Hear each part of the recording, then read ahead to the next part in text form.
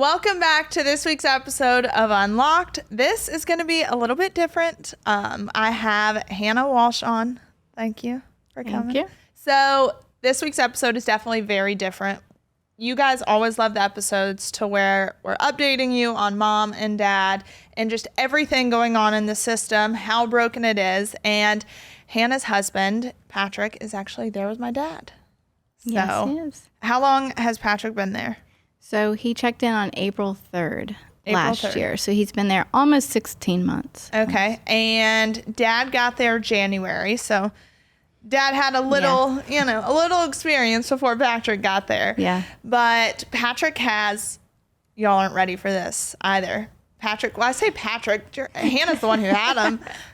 They have 11 kids. 11. Yep. Ranging from 20 down to almost 2.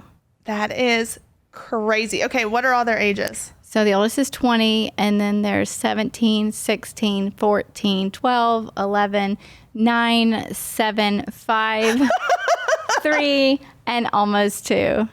I have to think. Look at Aaron. Aaron's over there like mind blown. Like a rocket blasting off. You're just like 10, 9, 7.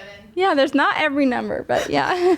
That is wild. So when Patrick went in, were y'all expecting it or no? Well, yeah, we were definitely expecting some time. I was blown away with the amount of time. Because what did he get? Was sentenced to 66 months. Oof. And that was something that even the attorney right before we went in, she did not think that. She literally said, I'm going for 18 months. I think that the prosecution's going to ask for 2 years. So when the judge, started concluding and saying that was what he thought was within reason, I remember sitting there completely stunned and doing the math in my head. Yeah. 66 months, 5.5 years. Oh my goodness. I was absolutely blown away. The baby was at that sentencing was just like 4 months old. And I remember just doing the math thinking, oh my goodness, how old is she going to be when he comes out? Yeah. No, we were not expecting that amount of time. And that's what's crazy is, and that's what I tell people all the time is the difference. And I say, when it comes to white collar stuff, some people agree, some people don't. Whatever it may be, that amount of time when no person was harmed. Absolutely unnecessary. It is. It's totally just agree. Unnecessary. And so what did the judge, I would assume that your lawyer said, look, we have these kids here. They need their father. Surprisingly, there wasn't enough emphasis on that or even the fact that who's going to be the breadwinner from the family. I never heard that mentioned in the entire time of the dialogue that went on for about 3 hours. Not once did the judge ever ask out of concern, who is going to provide for your children and your wife? Who is going to pay the bills? That was never asked. Yeah. One of the comments that he said at the end when he sentenced him, which will forever be fried in my memory, you are young and you'll have time to start over when you get out. And I sat there thinking, what? His baby's going to not go back to being a baby. His children aren't going to go back to being preteens that are now almost going to be adults when he comes out. What on earth? That was one of the most coldest statements I have ever heard a judge say to someone in my situation. You're young. You can start over when you come out. And I was even in ours at sentencing, we kind of said the same thing. Hey, at least do staggered sentencing. There's a little girl that already suffers from, separation anxiety, depression, all these different things. And she needs mom. Yeah. And the judge said, you know what? Clearly you guys didn't care about these kids when all this was going down. And there's a whole row of people back there that I bet would be happy to take care of these kids. Yeah. Oh, yeah. The judgment and the criticism of what they think you are as a person. When the judge and the prosecution looks at him on paper, they form an opinion of him that is not the person that you know and love. This is not the man I've been married to for almost 20 years. Painting him to be this horrible villain and just this evil person, it just was unreal sitting there and listening to them. And sadly, just so many too have come across as believing that's him by, listening to that whole dialogue. Some people that came and sat. It's not him. It's not. And so what do you say to people? Because we've had this conversation about people who just look at you and they're like, well, he did what he did. Like, he deserves to, suffer or spit, whatever it may be. Like, that's the hardest part for other people, because I know other people are going to be like, well, I mean, they are in prison, Yeah, they're in prison. You do not know their story. You do not know what happened. You do not know where they were at financially, emotionally, mentally to get to what happened. Yeah. You do not know the amount of stress we were under. We had just come through trying to survive our business, which was completely based on crowds, completely got shut down with COVID. Yeah. You had bills, tons and tons of bills from businesses that were now no longer able to be paid because you literally were shut down. No one knows that. No one knows that your paycheck quit in March of 2020. Just boom, you're gone. Your money source was gone. Yeah. And there was little thought into, people like to read something and form an opinion. They don't actually like to go to the person. And that's what I say to the amount of people that have close people to us that used to be friends and family have sat back and judged, when did you come to the office and sit down and talk with Patrick after hearing all this? When did you sit down in his environment and say, tell me what happened? Yeah. Very few. I can count on my hand the amount of people that did that. Well, and that's what I say, even politically. I have friends who believe complete opposite of what I believe. But when you sit down with people and you take a few minutes to understand their story and where they come from and think life experiences, you're like, you know what? I understand why you believe what you believe. And it's the same thing with this. If you take a second to understand someone, because you even look at our prison system and, a lot of the guys that are there with them, first off, it's not just white collar crime. Right. That's the biggest misconception is that, it's just white collar crime. No, there are some of the, Mac Daddy drug dealers there. There's a lot of them there. Yeah. Like, there are a lot of crimes like that. But when you sit down with these guys, like Dad was telling me, this really young kid, you sit down and hear his story, like 20 years old, and he comes from a background of abuse or watching his parents do drugs, whatever it was. And guess what? You're going to have a little more sympathy for him. Right. Because totally. He just had no guidance. I have a lot of sympathy for all these people because I know what it's like to be in that position of being judged and being in a hard spot. And it's like the last thing I'll do is turn around and be to somebody what was done to me. I know how people formed opinions without questions. And some may say, well, they asked questions. You get questioned over a text, you feel defensive. Well, yeah, because you're just wanting information. Exactly. You're not trying to be here. Exactly. If you come sit in my living room and you want to talk to me, I may open up to you. May. Because now my wall is very high because of being burned. But the people that tried to reach out through text and they hit me with the questions, I was 8 days postpartum when our story broke the press. My baby was 8 days old, just come home from the hospital, and we're in the news. We didn't know it was going to break. We didn't know it was going to happen like that. And I was getting hit from all sides with text. I'm recovering from having a child. And you know how the emotions are after having a child? Okay. They're already strong. And now you're dealing with this. Yeah. I was in no shape to take a lot of the hits that were put at me. Yeah. And so, it didn't go well for me in that way. I really wasn't up to dialogue through text. I wasn't up to hearing their inputs and their assumptions. Yeah. Well, that's the thing. It's like, hey, it's already all over the news. Yes. Like, you can either send me a message because you're here for me and you love me. Yes. Or don't reach out to me at all. Yes. And I think, like, it's funny, though, because, like we said, you figure out who your people are really quick. Yeah. And to me, what I found really interesting was when the news broke about the appeal and Mom being re-sentenced and potentially coming home, I heard from people that I haven't heard from in 18 months.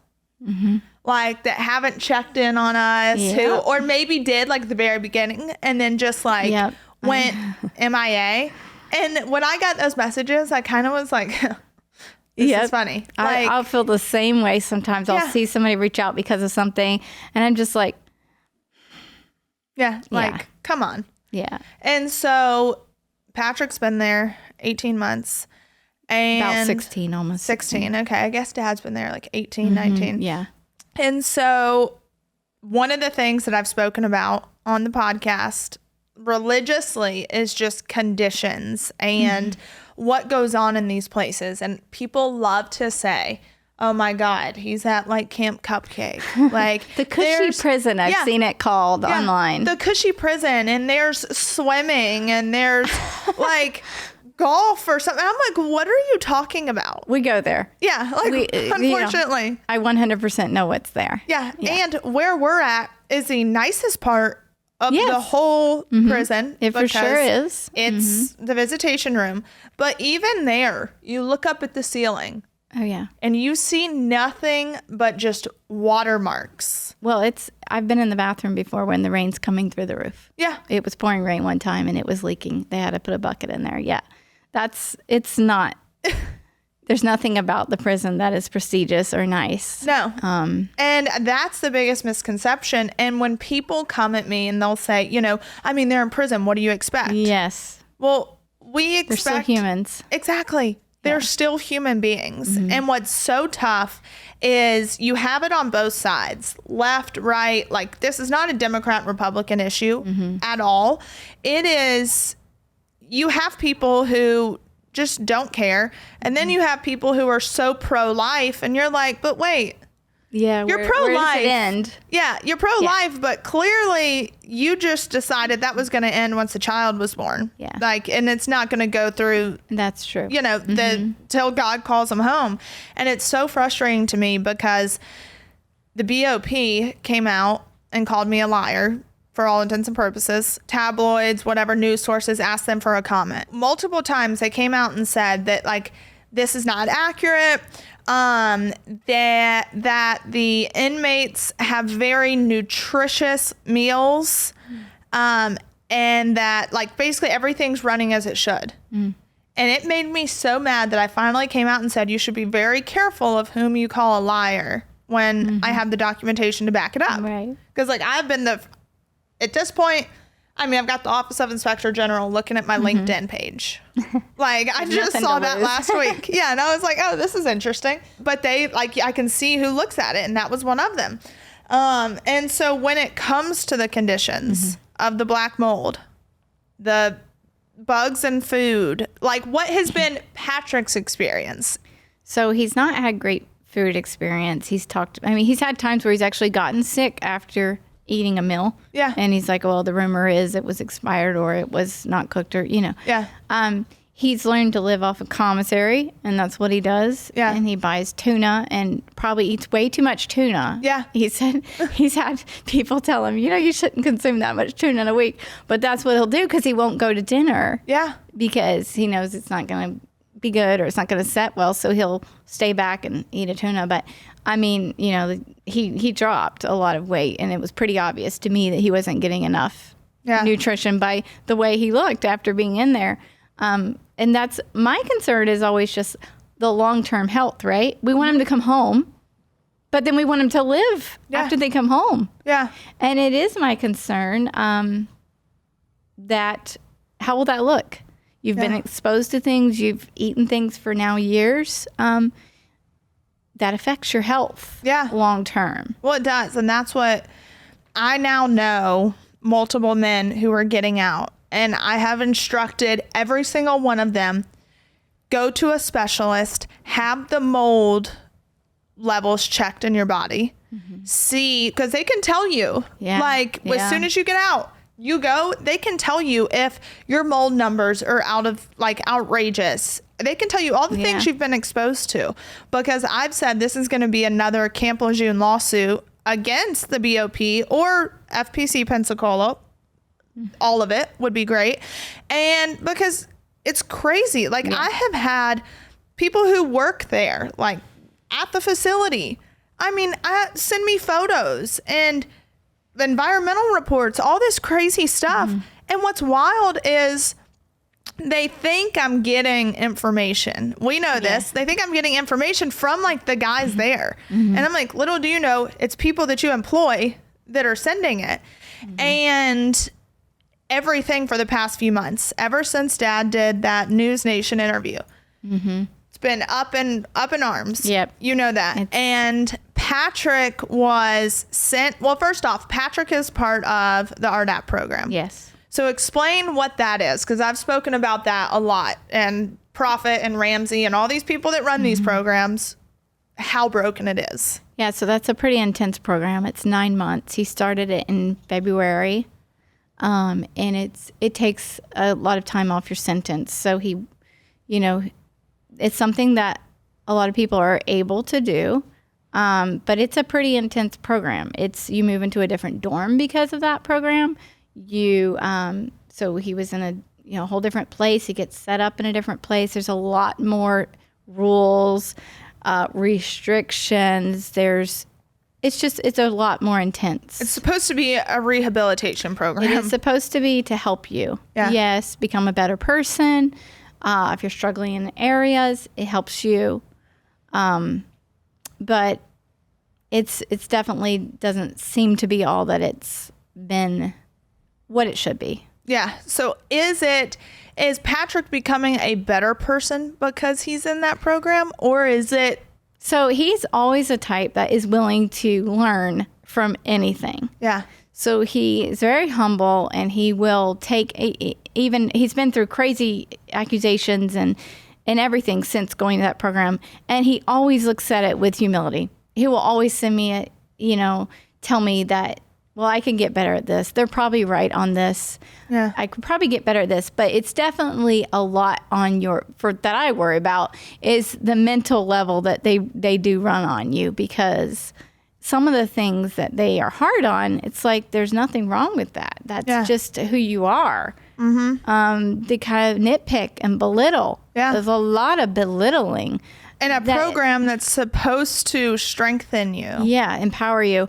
You're lucky if you come out of there with self-esteem and confidence, but I feel that about the prison system in general. Yeah. I feel like the way you're treated by the staff and everybody, you're not going to come out with confidence and self-esteem unless you're pretty strong. Yeah. Because you're treated like a child when you're in there.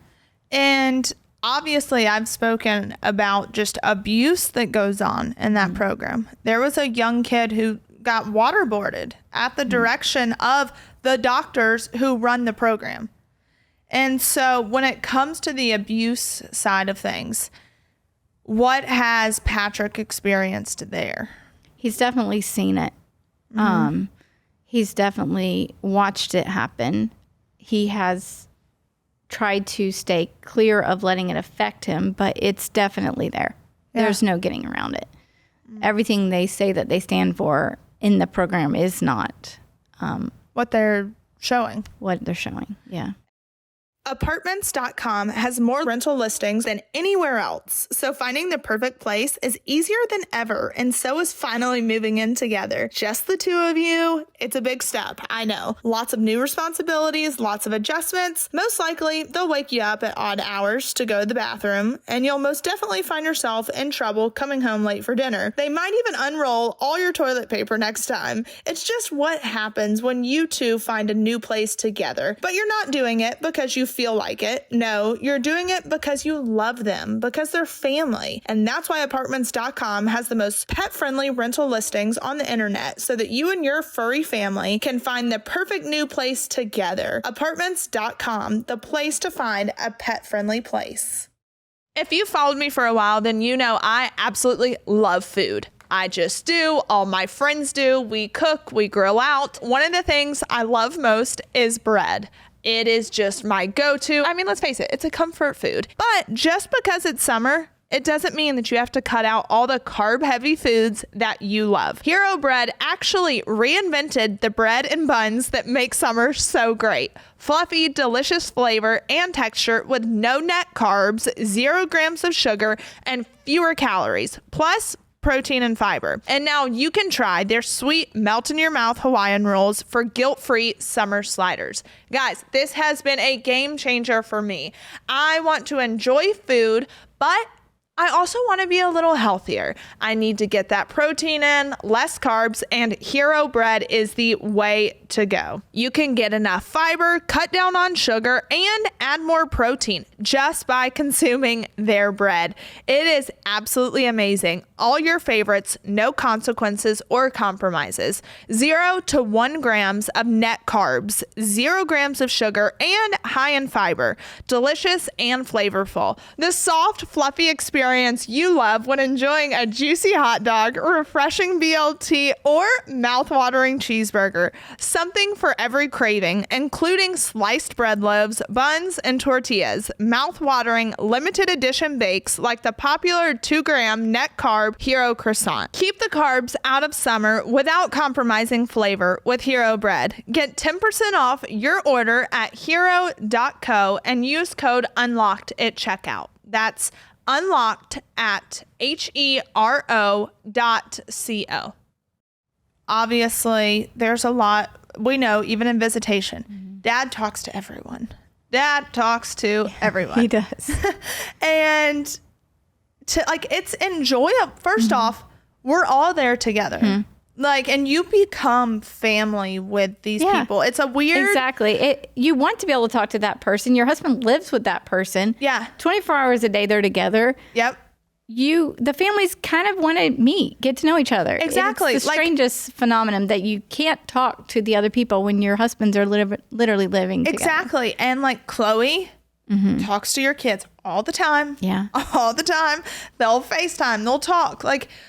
It's people who understand where you're at. Exactly. You're going through the same thing. There's a natural draw to the person because, I can look at that woman. I know she's going through what I'm going through. Yeah. I know she's in my same shoes. Honestly, I feel more comfortable with them than I would feel with anybody in my area back at my house because they understand me. Exactly. They're going through the same thing. There's going to be no judgment. It's a judgment-free zone. Literally. We're all in the same boat. Yes. And it's the most unexpected people. It is. In the same boat. It is not necessarily what you expect and think. No, not at all. And so when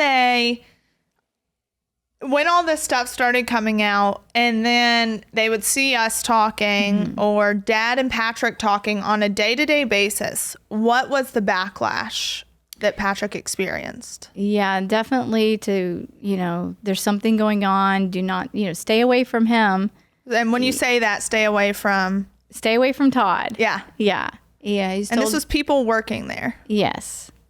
And Patrick would tell him, he said recently, I'm friendly to everybody. Yeah. And he is. He's friendly to everybody. Everyone. And his position, his job that he has is to help people in the library there. And he does. He helps people do anything they need help with. Yeah.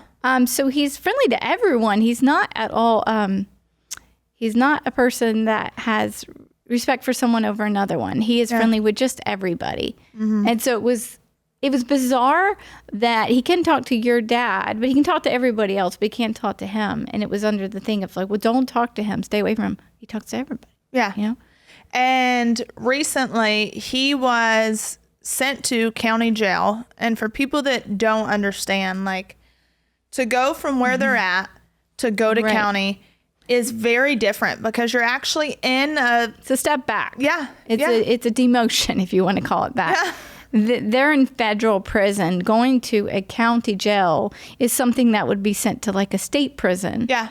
It's not the same. And even, when I reached out to my congresswoman, they had it wrong. They said, oh, he's in a county jail. He was at state then. You need to contact your state rep. And I said, oh, no, you are wrong. Yeah. I said, this is what they do. If someone's in trouble at this federal prison, you are sent to a county jail in the area. And it's known for being a really bad place. And that's where you're sent for, punishment. Yeah. So, the idea that it's not even where you're supposed to be.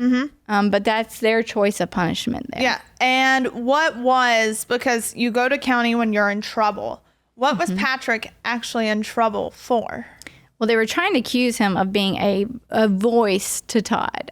They were, you're passing along information and you're doing, they actually had some pretty bizarre accusations that I didn't even hear from him. I heard from people when he made it back. They're like, so we heard your husband did this or that. And I was just like, wow, that's crazy. Yeah. That's absolutely crazy. Because in this RDAP program, which is the one that I've outed because it's a congressionally funded program. So our taxpayer dollars are going to pay for this. And I outed it because I said, I don't want my taxpayer dollars going to support abuse. And these two so-called doctors that, want to try to control and manipulate and all these things. And they thought that Patrick was giving Dad all this information. When again, it's coming from your own employees. Right. They were accusing him of being in the program, taking the information from the program to your dad. Yeah. They had zero evidence. But also, even if, let's just say it was true, which it's not. Should they be worried about the abuse? Yeah. Yes. No, they care more about the fact that it would be known. Yes. All they care about is hiding it. They're pissed off because it got out. They're not pissed off because it's happening, because they're condoning it and instructing the abuse. It absolutely reminds me of people in my life who have said things about me, and when I found them out and been like, wow, did you say this? The unrelentless thing that I found out, then that they said it. Yes, exactly. There's never apology that they said it. It blows my mind. No. It's that I found out, and now the poor person that told me is going to really have to suffer now. And I'm just like, but you said that. Shouldn't that bother you? Exactly. And but that's how they are. And then in one of their, because I remember, first off, information I get are from people that work there. And then all these other families, like you just said, we all get to know each other. And when we don't hear from a loved one, or we're texting, hey, did you hear from them? Because if you didn't hear either, then it's probably because weather's bad, or it's probably because the phones are down. We have to calm our mind down. The computers are down today. You tell yourself, or the phones are down. But it's the most unsettling thing, you know. On any given day, I could be going through something really hard or stressful in my own environment, and not knowing if I can tell him, or I haven't heard from him. I might be at a doctor's appointment for a kid, and it's been hours since I've seen an email from him. And inside, I'm scared to death. Is he okay? But I'm dealing with my own problems, so I have to just be chill, be calm. I don't want the kids to know I'm anxious. Yeah. And on this particular day. All 11 of them. On this particular day, all 11 of them. On this particular day, he was sent away. I had this gut feeling. I knew in my heart, we had been with him on Father's Day. It was a Sunday, June 16th. Well, and he was different that day. Yes. He was very different. He had told me there's things going on. He had been through hours of just questions. They were interrogating him. And what was it that they forced him to do or tried? One of the things they were really saying was, you must not love your wife and children. They were actually trying to get him to physically verbalize that. They said, because you wouldn't talk to Todd if you loved your wife and kids. Everybody there knows Patrick loves his wife and kids. Why do you think I go every Saturday for 16 months? Single Saturday. I drive one way 5 hours and one way back 5 hours in the same day. We're in the car for 10 plus hours in one day because we love him. He loves us. That's why we're there. Yeah. And to say that, and he the refused most insulting thing. So of course he went to say that. Of course that really hurt him. And of course he wanted to fight. And because he fought that, literally that phrase, not saying that made them mad.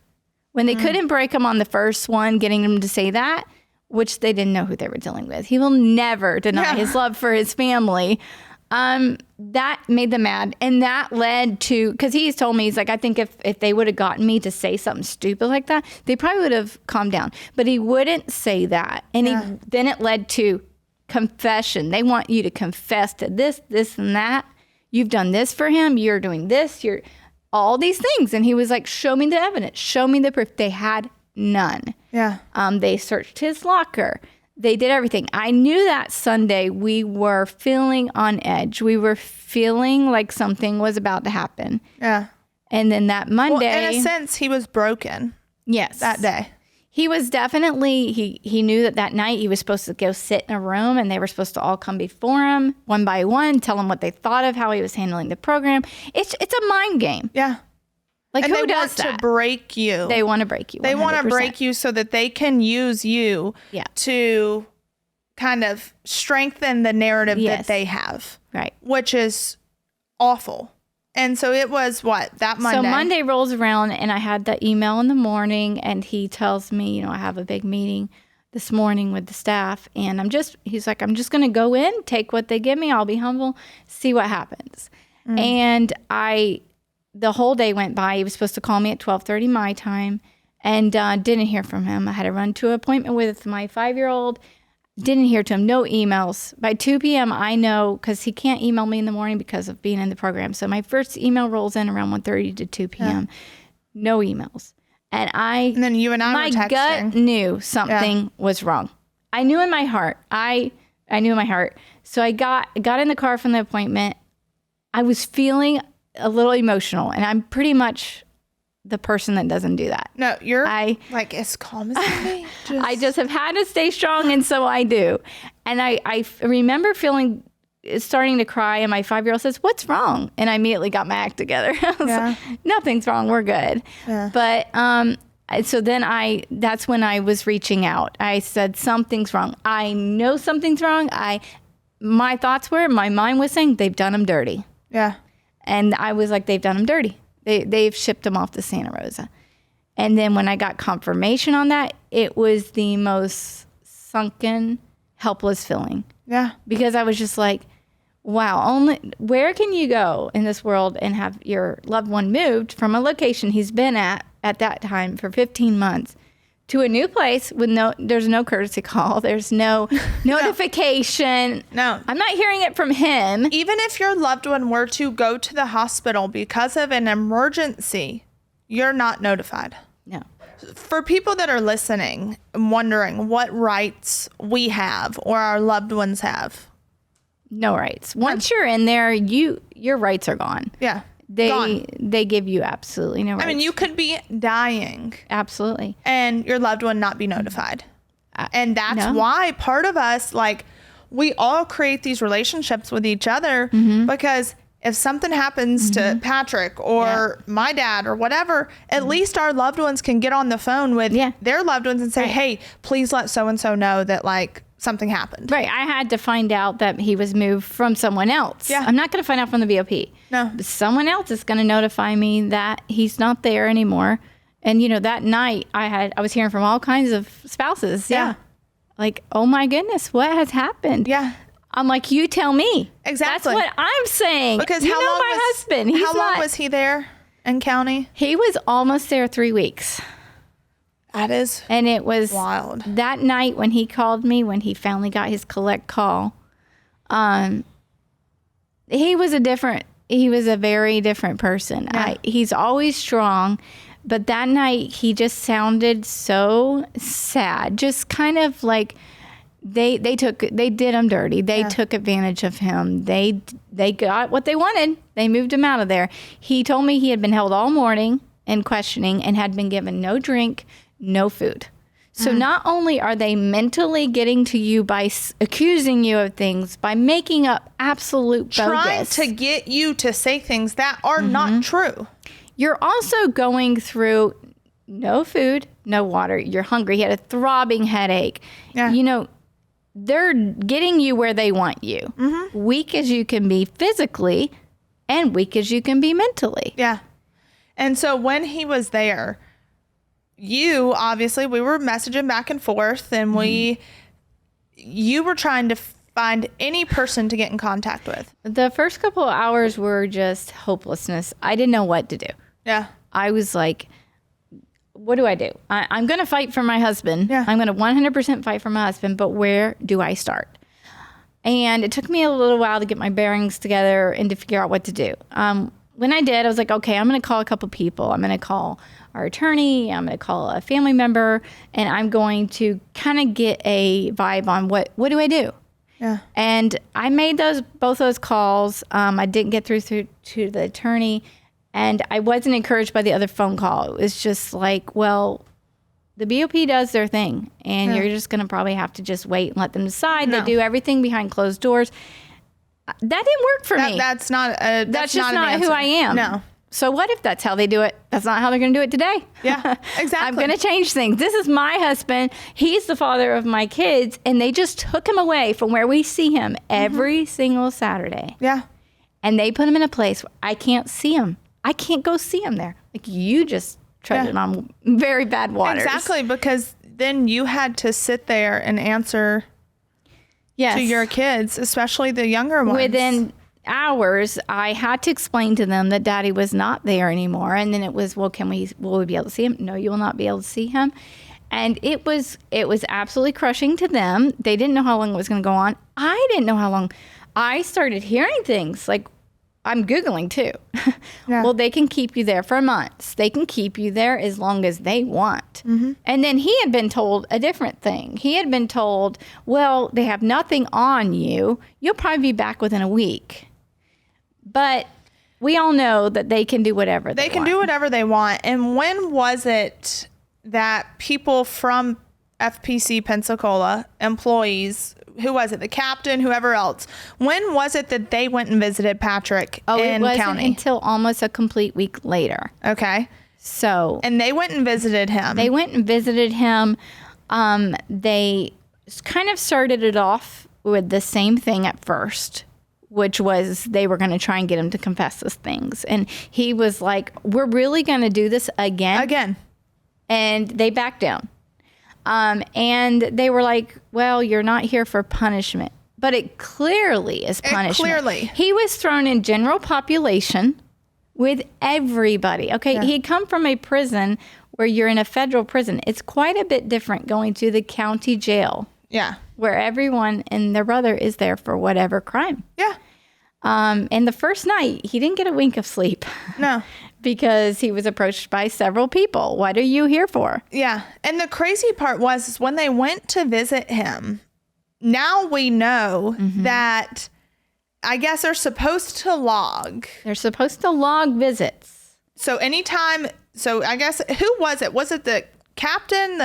Who went and visited him? So the captain went. Okay. And so when he goes to visit, you are supposed to log it. Like it should be in the system that you went and visited this person at this time. He was pulled out of the pod for a meeting. Yes, that is supposed to be recorded, probably for accountability purposes. Yes. And it was not recorded for lack of accountability. It's as if he had never even gone. Which when I found that out, I said to Patrick, oh, great. So now it's going to be he said, she said. Because now you could be like, well, you told me when you came to see me, I'm not here for punishment. But now he can say, when did I say that? No, I didn't come see you. When I found that out, it was kind of terrifying. Yeah. Because I realized there's a reason why. There's a reason why. That wasn't just forgotten. No, it wasn't just forgotten because, again, they don't want to be held accountable. And the way we know this is because now there is an investigation higher up that's happening. I was given some good advice from one man that I contacted that is an attorney for after you go in. And he said to me, let's get a letter written. You will send that to the warden. You will send it to internal affairs. You will send it to your congresswoman, and you will send it to another investigation process with the BOP. And I was like, okay, I'm willing to do anything. This was within 24 hours. Yeah. We had this written, signed. I go to the UPS store. I get all my copies made, and I got it in the mail. Yeah. Next day and everything I could next day. Because I'm literally fighting for him to come back. Yeah. And I realized then and there, you're the only one fighting for that. If you do not fight for your spouse that's in that type of environment, there's nobody else that's out there fighting. If I didn't do anything, he would have probably sat there for months. And that's what a lot of people don't realize, especially too. Like you sitting here right now is you fighting for him. Absolutely, because that's the only thing you can do. And I've said that from the very beginning with all the stuff we've gone through with the legal process. And people have been like, well, give up on that or just let that go with the legal process. I'm like, do you know what you're doing if you do that? You're rolling over and letting them run over you. Yeah. And you have to fight. Because granted, the government has unlimited resources. Unlimited. They can do whatever they want to do. And all we have is our voice. Like that's all we have. And that's why I have been so outspoken on my podcast and just in the public in general. And people love to say, oh, you wouldn't care if it wasn't for your dad. You're only fighting for him, whatever. Like everything that I'm doing, I mean, tons of men there say the atmosphere is changing. like because of things that we're saying, because they can't argue it. Yeah. They Well, you can't better fight believe it. You're fighting because your dad's there. Exactly. It's your wake up. Until something happens to you, you do not know what it's like. I've seen the comments. I've seen you guys get blasted with, you only care because your parents are there. Yeah. It takes an experience to change you. How many people change their careers in life because of something they go through? How many people become police officers, heart surgeons, you name it, because of something they went through Yeah. that drove them to that? I hate that mindset. That is just people sitting back in their cushioned chairs judging at you online and saying, Exactly. you only care about it because your parents. You better believe that's what woke me up. Yes, that's exactly what woke me up. And the best part about it is that's what woke me up.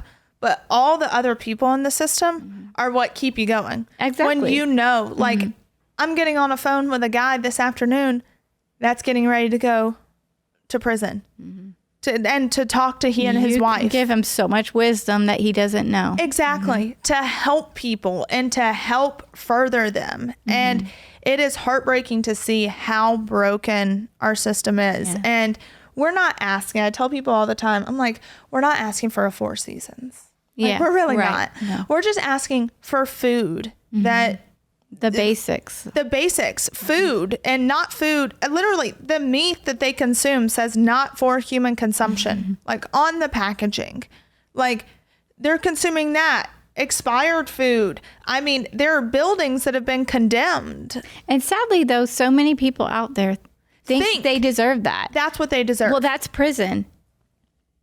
That's Okay. the tough part, is that there are human beings that Yes. think, but it's crazy because people love to talk out of both sides of their mouth, and they're Yeah. like, you know, they want to, it's my favorite people are the ones on Instagram to where you click on their profile and it's like God-fearing mother. And I'm like, oh, isn't this interesting? And the judgment that comes out of their mouth. Literally, I'm like, isn't this interesting? I really Yeah. hope your child isn't in my position one Yeah, day.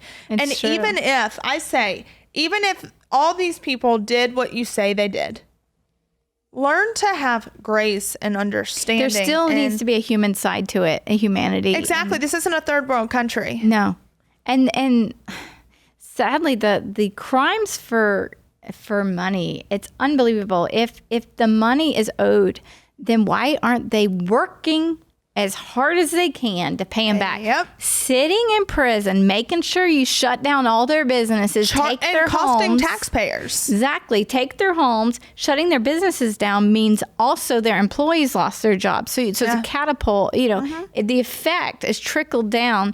Take away their family's ability to keep going and sustainability. Yeah. And tell me how that is going to help their punishment. It's dehumanized. This episode of Unlocked is brought to you by Progressive Insurance. Let's face it, sometimes multitasking can be, well, overwhelming. Like when your favorite podcast is playing and the person next to you is talking and your car fan is blasting, all while you're trying to find the perfect parking spot. But then again, sometimes multitasking is easy, like quoting with Progressive Insurance. They do the hard work of comparing rates so you can find a great rate that always works for you, even if it's not with them. Give their nifty comparison tool a try, and you might just find getting the rate and coverage you deserve is easy.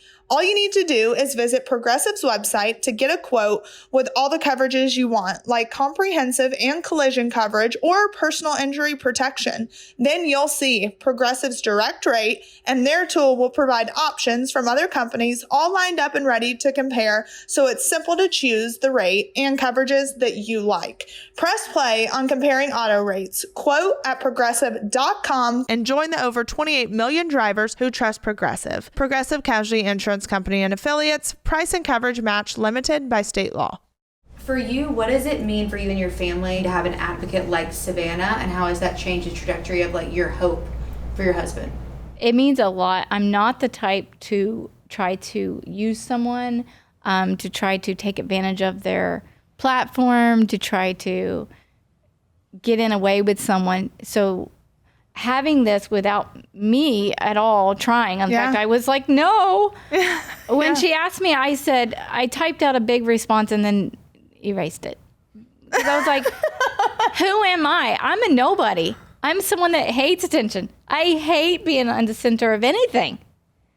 So it means a ton that she chose me, and that somehow, some way, she decided that she wanted to fight for us. Because, I mean, it blew me away seeing you speak at the convention and being like, my kids, we all gathered on the couch and we're watching and we're like, we know her. And our mom texts her. That's literally what my kids said. Man, Mom, you have her number in your phone. Because we're not that type person. Yeah. We're not that type. I just lay low. I don't want anybody to notice me or be noticed. And I don't want to take advantage of anybody. And so I don't want to be seen as that. Yeah. And so, it meant the world, because I honestly am just humbled. I don't even know what to say about it, because I didn't go asking for it. It's like, prison is the most humbling experience for everyone. Because guess what? We're all the same. We're all the same. We're all in the same boat. We're all dealing with the same things. And I have been able to look at it, and a lot of people get defeated. A lot of spouses, children, significant others, they get so defeated that they just back down. They throw their hands up in the air and there's nothing more they can do. I look at it and I'm like, you know what? I work my butt off day in and day out to be able to pay for lawyers, to be able to fight, and a lot of people don't have that. Yeah. So if I can't, now I'm not in a position to be like, hey, I'll pay yearly, to like all these people like that reach out to me. But what I can do is hopefully raise enough awareness and get enough politicians involved that actually care to be a voice to change it. And it has given me a little glimmer of hope, because I'm like, you're being a voice, and I feel like it has definitely gotten some people's attention. Oh, yes. And it's given me a little bit of hope. Yeah, because it can hold people accountable. That's why, like, this podcast was so important, because in the 60-second little breakdown, you've got people that work there at the facility who are lieutenants and captains and wardens who are trying to get anyone that speaks to my dad, trying to punish them in hopes that they're going to say Todd did X, Y, and Z. They wanted him to sign a paper saying that he would never speak to your dad anymore. And he says, well, is there any rule like against that with anybody else? Yeah. So anybody else have to sign it? No, just you. Yeah. And that's what's so crazy. And so by doing this podcast, you hold people accountable. You hold their feet to the fire. You put it out there, because guess what? This podcast comes out and they do something to one of them. Yeah. There's people at the OIG that now I have their number to shoot a text and say, this is what just happened. Mm-hmm. So like, it's holding people accountable, and that's why I do it, because I'm tired of them not being held accountable. And people don't like to hold people accountable if they think there'll be repercussions. They're just like, let's just stay low. Let's just stay quiet. That's what I was told. Yeah. Tell Patrick not to make himself a target, I was told. And I said, they made him the target. Yeah. He did not make himself a target. No. That was insulting, because that's not what happened. Just like we said, as a whole, the whole system is broken. Obviously, you coming on this podcast, when I asked you, there was some hesitation, but is that because you are afraid of what could happen to Patrick? Like, there's part of it that is, this could be beneficial because it's letting the world know, but then there's part of you that has to be scared. Yes, absolutely. Because when something's said that they don't like, totally, I was like, no way. I have everything to lose. Yeah. I'm trying to get him home. I've already seen what they'll do. Yeah. They took him away from me, not being able to see him for 3 weeks. I literally felt like I aged 10 years during that 3 weeks. That was one of the lowest times of his entire time being in there. And we've gone through a lot since he's been in there. Yeah. But just the fact that I couldn't go see him, that is exactly what gets me through this. This is how I've made it this far. Yeah. Going to see him on Saturday. Yep. It's something about when I walk through that door and I'm with him, everything's okay. Yeah. We're going to make it. Mm-hmm. We are going to make it. We're going to get to do this another week. And we just keep going week after week. Yeah. And not having that feeling like we went backwards. Yeah. And knowing we're accomplishing nothing there. We're sitting. He's not even in the program. We're just sitting. We're going backwards. So I was absolutely terrified and was like, I have everything to lose. They can do whatever they want, and I cannot do this. Yeah. But then it's also the truth. That's the thing. It's the truth. And it's so hard when you have people fighting you from telling the truth. And too, I knew it on a much smaller scale, but having Chloe and Grayson look at me, I'm like, I owe it to these two kids to fight and show them that, like, no matter how hard people try to silence you, you have to keep fighting. Yeah. And my children know that. They know that their mom's going to fight for their dad. They saw me fight when everyone said, there's nothing you can do. Just sit back and wait. Yeah, that's not my personality. Yeah, no. And thank God it's not, because I've had to, it's not my first rodeo in life. I've walked through very tough things. Yeah. And I've always been, the mindset has always been, we'll get through this. We'll get on the other side. We go through things. And the beautiful thing about the word through is we go in and we come out. Exactly. So there is an end. It does not feel like it, but there is an end. The difference in my current situation that's been so hard is I always knew I could get through any of our hard things that we've gone through with Patrick beside me. And so that's the biggest thing, is he's not beside me anymore. And we're not walking through this together in the same environment. Yeah. And that has been the hardest thing. Well, yeah. But we still will get through it. But this is unlike any other obstacle I've ever faced with any hardship we've gone through, is being apart. Yeah. God. And that's the tough part, is people don't realize the impact that it has on families and children. Nobody and does. because let's face it, studies show that for children who have a parent that's incarcerated, they're more likely to become incarcerated themselves. Anxiety, depression, drugs. They lose friends. They lose. Yeah. They don't even feel like they would be able to have friends in a way. Because their dad's in prison, because they've actually been treated like that. Yeah. It's so hard on them. And it's unbelievable what it can do to the family. We've fought hard to keep us all together and all, that's why we do visit him so often. The children beg to go see him. As hard as the drive is, this is very hard on us. There's not a time I go where they're not like almost all of them begging to go. Yeah. And I'm like, it's going to be a long day. Why don't we take turns? They're still going to be begging. Yeah. They want to see their dad. They love their dad to death. And what would you say is your advice to anyone listening that's about to walk this road? It's going to be hard, but you will get through it. You may lose everybody. You may lose all your family and friends. I've been there. You can still get through it. But it's going to be hard. Yeah. But just do it one day at a time. Did I ever foresee myself getting 16 months into this? I didn't. The day I dropped him off, I felt like my heart was ripped out of me. And I was like, I'm not going to survive tomorrow. But I didn't have a choice, right? I couldn't stay in bed. I have 11 kids. So you get up. You get going. Yeah. Everybody has to eat. Everybody had to. Your life was forced to go on. And on top of that, they're homeschooled. Yeah. Look at Erin. She's a saint. She's an absolute saint. So obviously you say you're getting through it day by day, but how do you actually get through it? I talk about all the time being a sole primary caregiver, emotionally, physically, financially. Like, it's not easy. How do you do it? Well, I will say, okay, number one, God has gotten me up and literally carried me. Because I don't know how I've gotten through some days. Yeah. I literally don't. The mental load, there's been days that I've been dealing with things going on around me that I've had to deal with and run and manage, that I don't know when I look back how I got through that. Only can say that the Lord kept me and helped me get through the day.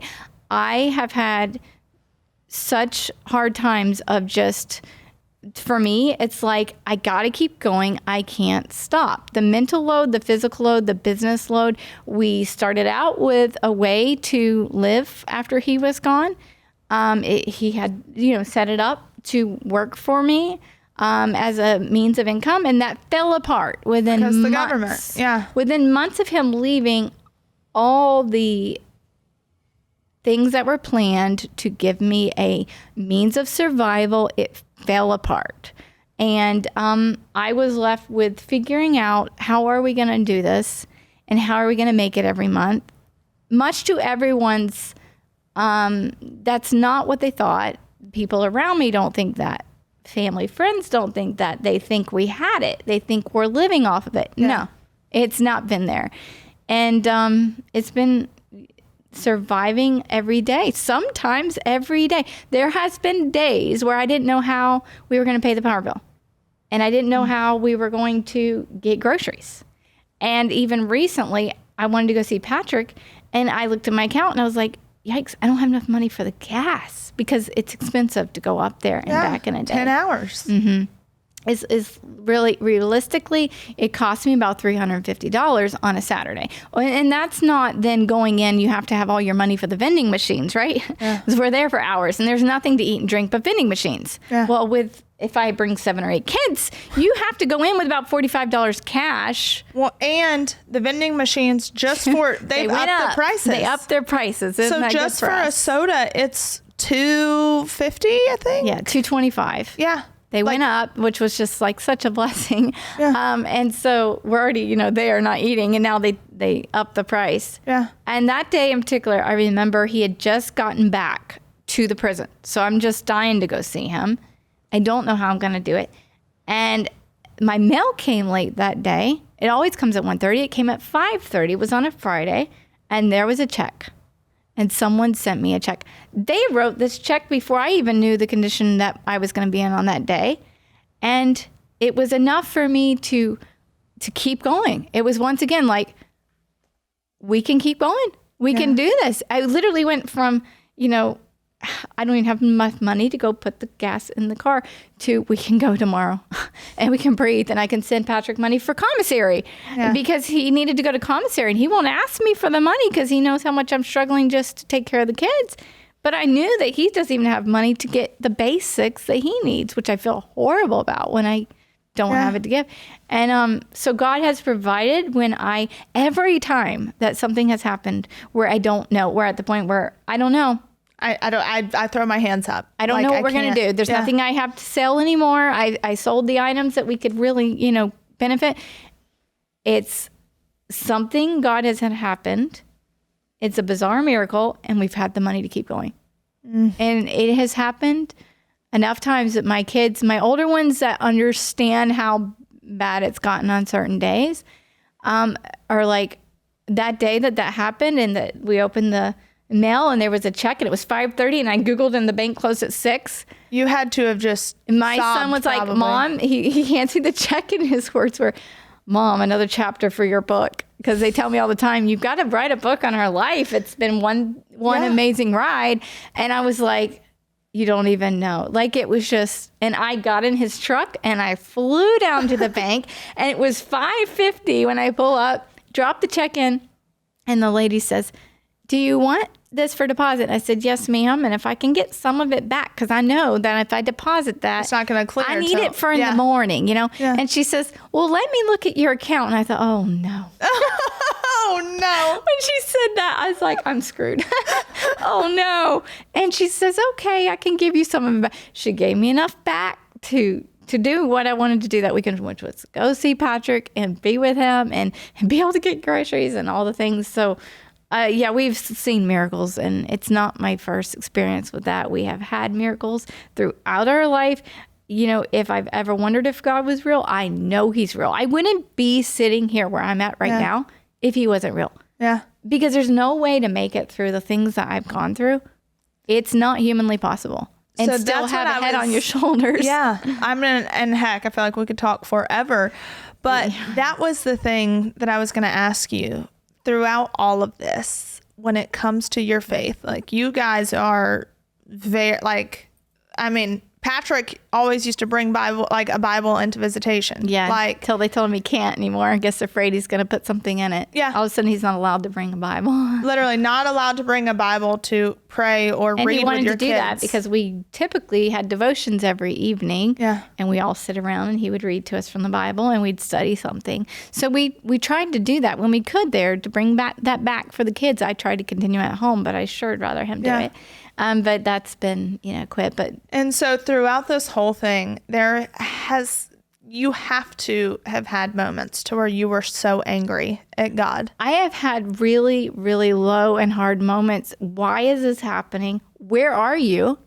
Am I just one of the ones that isn't blessed? It's hard when you look around at people around you that, especially when they're judging you, and you see everything going, it seems well for them.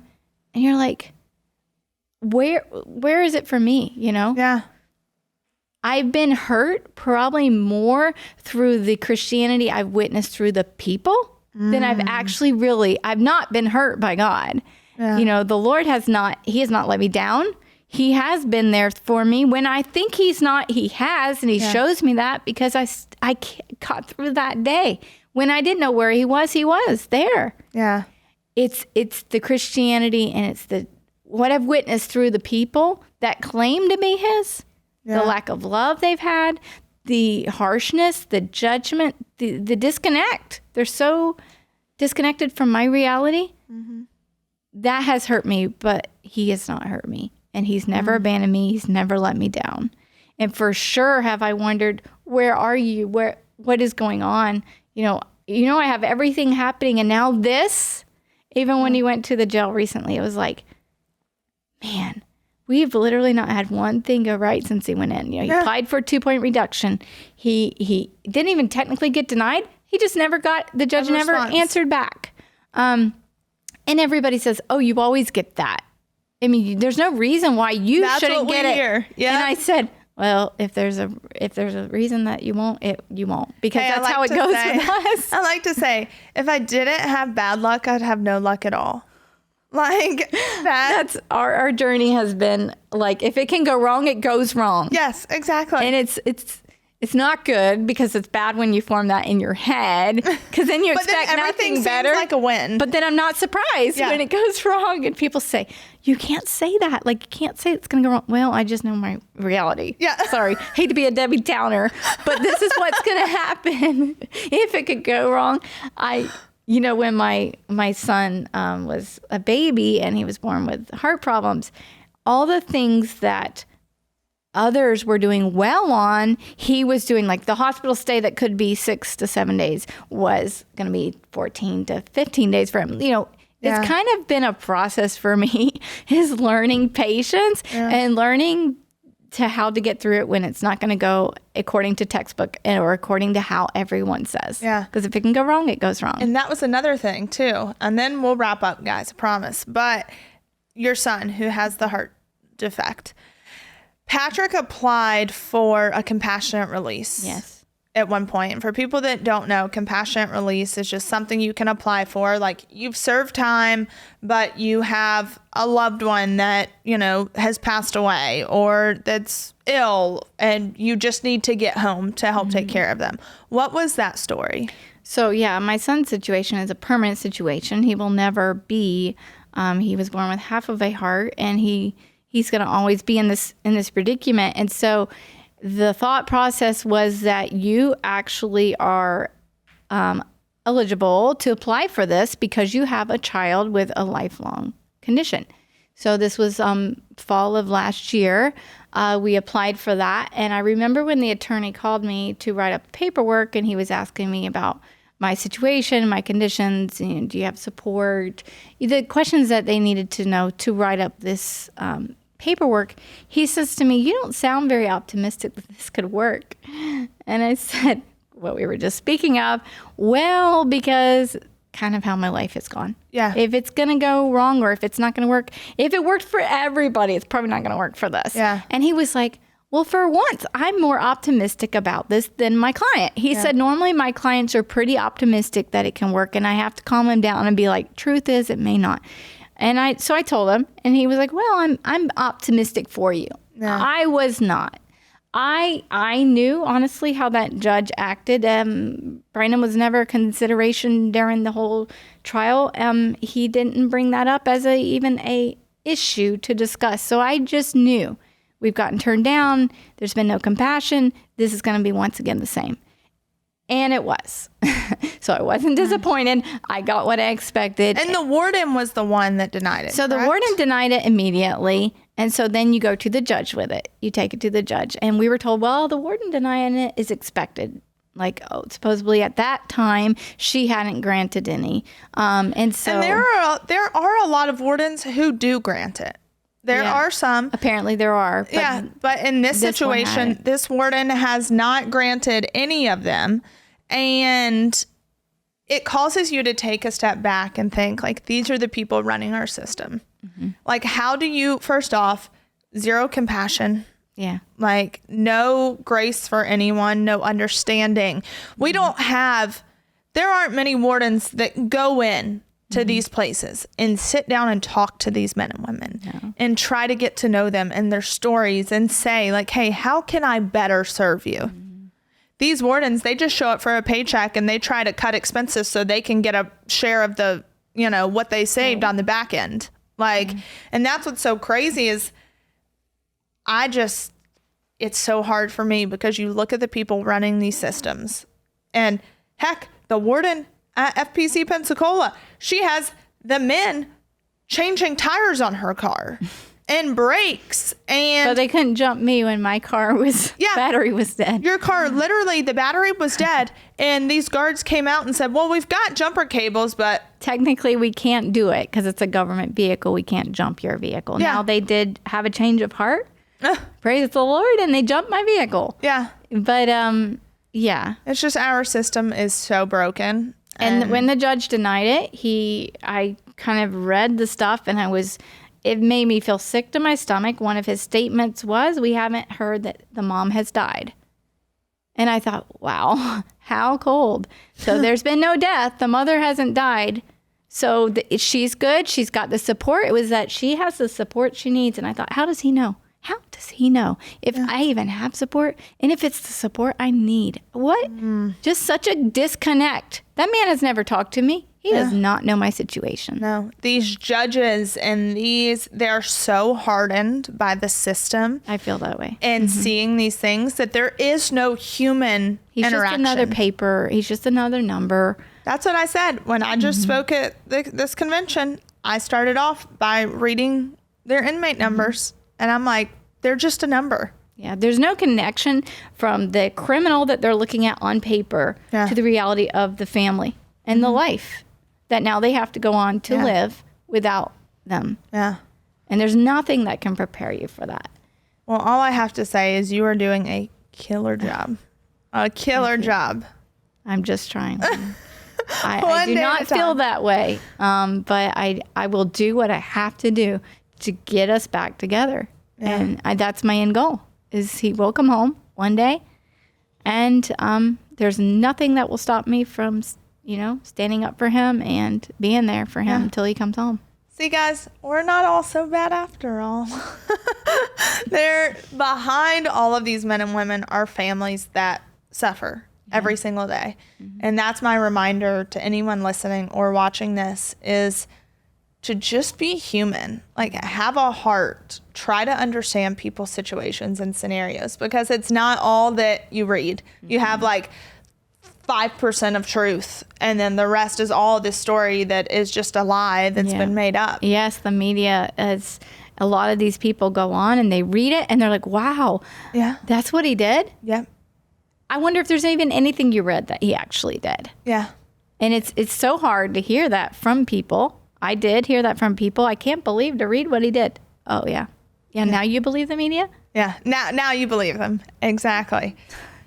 Oh, gosh. Well, chances are I will probably have more family members from these men and women that are serving time to just hear their story, give them a platform to share it. So if you're listening, thank you. You can watch on YouTube. Go to our channel, Unlocked with Savannah, and you can see us live in action. But until next time, God bless. And remember, have an open heart, please.